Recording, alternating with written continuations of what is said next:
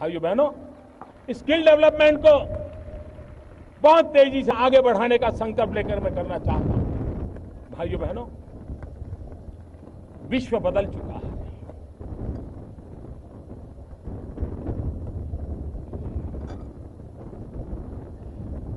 मेरे प्यारे देशवासियों, विश्व बदल चुका है।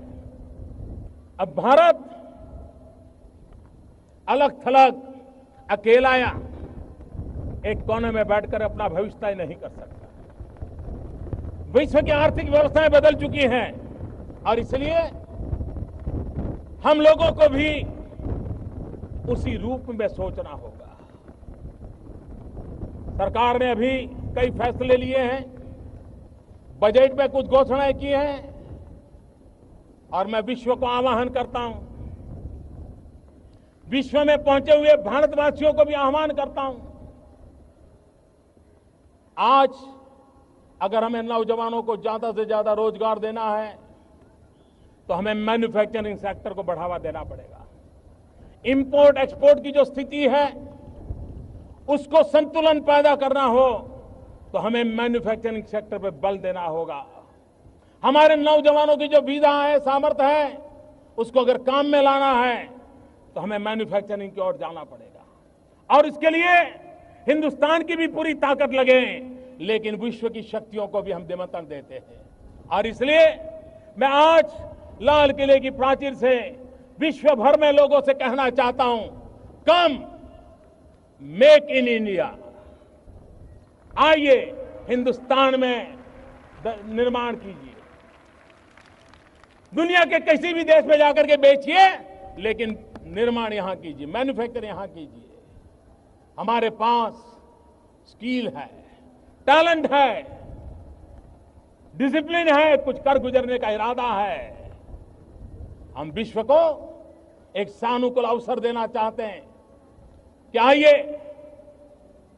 कम मेक इन इंडिया, और हम विश्व को कहें इलेक्ट्रिकल से लेकर के इलेक्ट्रॉनिक तक come make in India, chemicals के लेकर के फार्मास्यूटिकल तक come make in India, automobile से लेकर के एग्रो वैल्यू एडिशन तक come make in India, paper हो या plastic come make in India, some satellite हो या submarine come make in India.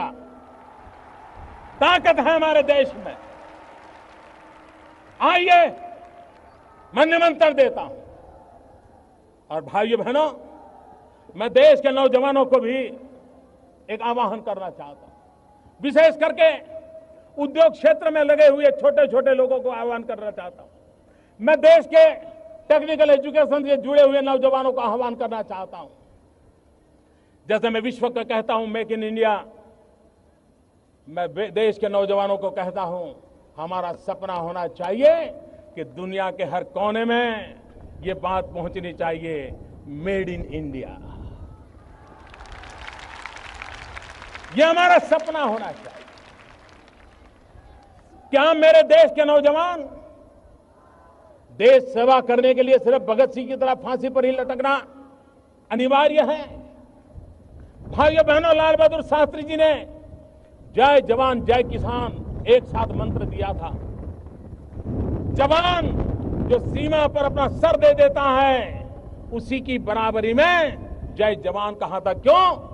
क्योंकि अन्न के भंडार भर करके मेरा किसान भारत मां की उतनी ही सेवा करता है जैसे जवान भारत मां की रक्षा करता है। ये भी देश सेवा है। अन्न के भंडार भरना ये भी किसान की सबसे बड़ी देश सेवा है। और तभी तो लाल बहादुर शास्त्री ने जय जवान जय किसान कहा था। भाइयों बहनों, मैं नौजवानों से कहना चाहता हूं, आपके रहते हुए छोटी मोटी चीजें हमें दुनिया से इंपोर्ट क्यों करनी पड़े? क्या मेरे देश के नौजवान ये तय कर सकते हैं? वो जरा रिसर्च करें, ढूंढें कि भारत कितने प्रकार की चीजों को इंपोर्ट करता है और वो फैसला करें कि मैं अपने छोटे छोटे काम के द्वारा, उद्योग के द्वारा, मेरा छोटा ही कारखाना क्यों ना हो, लेकिन मेरे देश को इंपोर्ट करने वाली कम से कम एक चीज मैं ऐसी बनाऊंगा कि मेरे देश को कभी इंपोर्ट ना करना पड़े। इतना ही नहीं, मेरा देश एक्सपोर्ट करने की स्थिति में आए। अगर हिंदुस्तान के लाखों नौजवान एक एक आइटम लेकर के बैठ जाएं, भारत दुनिया में एक्सपोर्ट करने वाला देश बन सकता है। और इसलिए मेरा आग्रह है नौजवानों से, विशेष करके छोटे मोटे उद्योगकारों से, दो बातों में कॉम्प्रोमाइज न करें। एक, जीरो डिफेक्ट, दूसरा जीरो इफेक्ट।